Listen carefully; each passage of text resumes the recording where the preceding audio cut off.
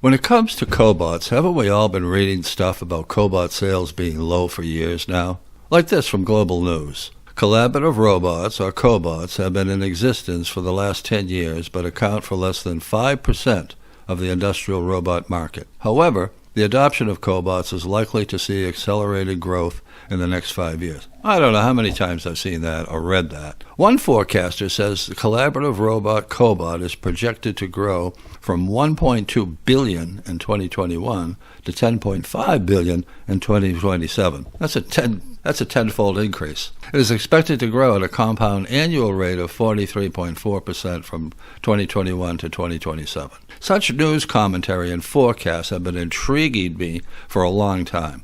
So what's the expectation that forecasters are exhibiting that's not being realized in the data of the actual sales of cobots?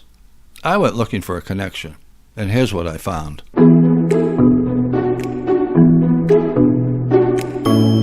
I used several articles from Reuters, more from The Economist, The Financial Times, a bunch of other people, plus a special study conducted over 2 years from MIT's Work of the Future, a document called Manufacturing in America, A View from the Field. It was led by Suzanne Berger, the John M. Deutsch Institute professor at MIT, and a cast of thousands, it seems like, from the document. For the cobot industry, are all the easy sales long gone?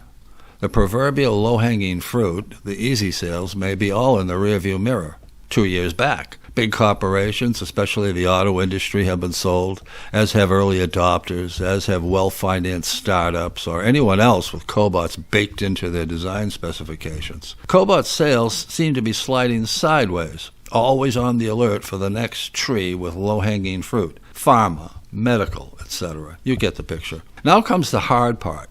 Selling everyone else. The everyone else is essentially medium to small enterprises, that's SMEs, with 500 or fewer employees. 75% of those SMEs have 20 or fewer employees.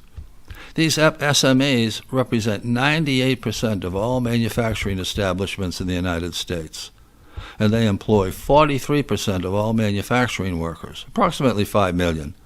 According to the Small Business Administration, these small manufacturers number over 600,000. That's a huge number.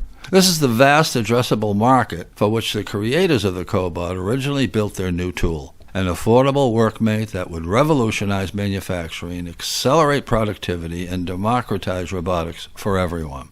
The cobot proved to be all of that and more. Word of this new tool, however, has never dispersed well enough to its intended SME audience. As the former CEO of Universal Robots, Jürgen von Hollen, remarked, cobot is not a household name with many. Barely 10% of the addressable market knows anything about cobots. When in 2020 MIT researchers visited SME factories in Ohio, Massachusetts, and Arizona, they were surprised to find no cobots in any. In fact, there were very few industrial robots of any kind. Indeed, the researchers wrote, even in the large firms with over 500 workers we visited, robots were scarce. Seems that if you don't attend trade shows, events, or some sort of robot convention, as is the case with most SMEs, chances are you missed the memo about cobots.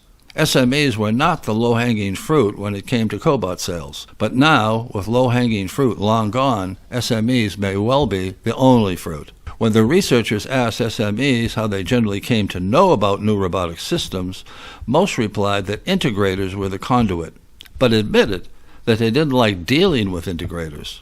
When we asked, said the researchers, companies that had bought robots or that were considering a purchase about working with integrators, the comments were mostly negative. Sharing company information with an integrator raises fears of losing intellectual property. One CEO who had an experience with trying to work with an integrator claimed that integrators sell their services by telling your competitor how they solved your problems. True or not, such answers were found to be consistent from Massachusetts to Ohio to Arizona. However, if offloading onesie-twosie cobot sales to an integrator is standard operating procedure in the cobot industry, then there appears to be potentially significant problems with SME bias. Then, too, price, the researchers found, was the major pain point with SMEs.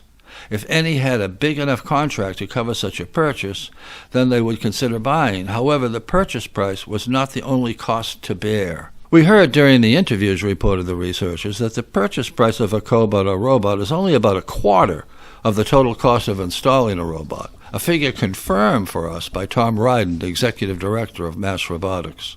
The picture appears to be developing that casts SMEs as a vast, underserved majority that the robot-cobot industry has in the past and continues to overlook, all of which puts lots of validity to the figures that cobot sales are only a puny 5% of all industrial robots. Universal Robots, by far the leader in cobot sales worldwide, readily acknowledges the oversight. In an interview with Automation World, Joe Campbell, Senior Manager of Applications Development at Universal Robots, admitted as much, saying, "There's a large chunk of the market that's really been underserved by the whole automation community, and we continue to uncover every week more and more SMEs that have very little automation, if any." Actually, it's way more than a large chunk of the market, as Joe says. It is the market. SMEs are 98% of all manufacturing establishments in the United States. How could UR overlook the gorilla in the room? It's way more than uncovering SMEs as if they were outbreaks of COVID. We continue to uncover every week more and more SMEs that have very little automation, if any, says Joe.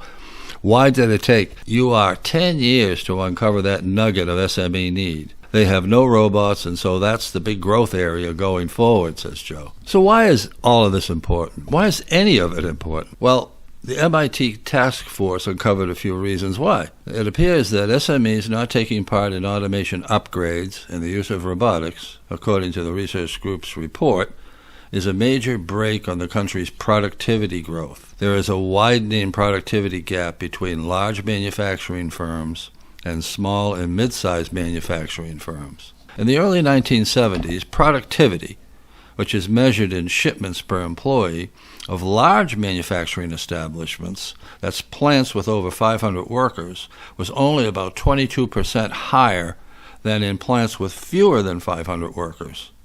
By 2012, revenues per employee at plants with more than 500 workers were 96% higher than those at smaller plants. Trying to explain slow productivity growth in SMEs and what appears to be their worsening relative performance seems a critical step in understanding the future prospects of U.S. manufacturing, says the report. When, why, and how manufacturing firms acquire new technology, how they find or train workers with new skills. These issues are central to figuring out why productivity lags in smaller companies.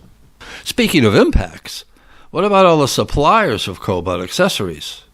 People who sell grippers, vision systems, and safety devices, etc., on and on and on. How much more could they have sold if the cobot industry had reached out to SMEs more vigorously? So going forward, what's the solution for SMEs? Cobot and robot rentals? Well, Reuters recently reported that there's a new movement afoot to get small companies into the automation flow. The rent-a-robot model. Silicon Valley has awakened to the reality of it all. Better technology and the need to pay higher wages to humans have produced a surge in sales of robots to big companies all across America, writes Reuters. But few of these automatons are making it into smaller factories, which are wary of big upfront costs and lacking robot engineering talent. So venture capitalists are backing a new financial model. Lease robots, install and maintain them, charge factories by the hour or month, like $2,000 a month, instead of having to purchase. Cut the risk and initial costs. Millions of investment dollars have recently been poured into this new model for doing business with SMEs. Of course, rentals have been tried in the past. Matt Bush and Bob Goldies pioneered the rental model back in 2016 with their then refreshingly different company, Robotics. I remember writing an article about Bob and Matt, calling it Robotics, the Hertz of cobot rentals. We fundamentally believe most companies shouldn't own robots, says Bob Goldies, just like they don't own servers in the IT space. Robotics is a good fit where the customer doesn't have experience in automation in-house or their automation teams are just too busy and don't have time to support another project. If there's a problem in the middle of the day or night, Robotics is on the hook to deliver support. Then, too, there's the hey you factor in all of this. Whether it's rentals, leases, or sales, the industry still needs to somehow first engage with SMEs, get their attention, and buy-in that the industry cares about them. The hey you, can we talk? Icebreaker moments that seem so much to be needed. After a decade or more of neglect, that might be a difficult chore. Does the cobot industry, after the myopia of selling cobots from trade show booths and through third-party integrators, know how to prospect for, engage with, and sell cobots to SMEs? Moreover, is the cobot industry willing to put in the effort into onesie-twosie selling to SMEs? One thing is for sure. If the cobot is indeed a revolution in robotics, as well as a new paradigm in the relationship between people and their machines, then just maybe there's a need for a new paradigm in ways to sell, rent, or lease these new tools to the greatest number of those in need. Try this one on for size. Hyundai. Let's take Hyundai, for instance. Hyundai Robotics has its new YL Cobot series in the marketplace, and they're pretty good machines. What if Hyundai decided to sell its cobots through its auto dealerships? Like maybe 2 cobots on a display room floor. Sure, they're differing parts of the Hyundai conglomerate, but still, we're talking new paradigms here, right? Hyundai Motors operates in 192 countries and has over 5,000 showrooms worldwide. That's a lot of selling space and familiar neighborhood space for any SME to visit. Every TV station in the world would do a piece on that uniquely newsworthy selling style. That's millions of dollars in free advertising for Hyundai. Plus, SMEs who pay a visit for a demo of a cobot might just also drive away with a new Hyundai Santa Fe.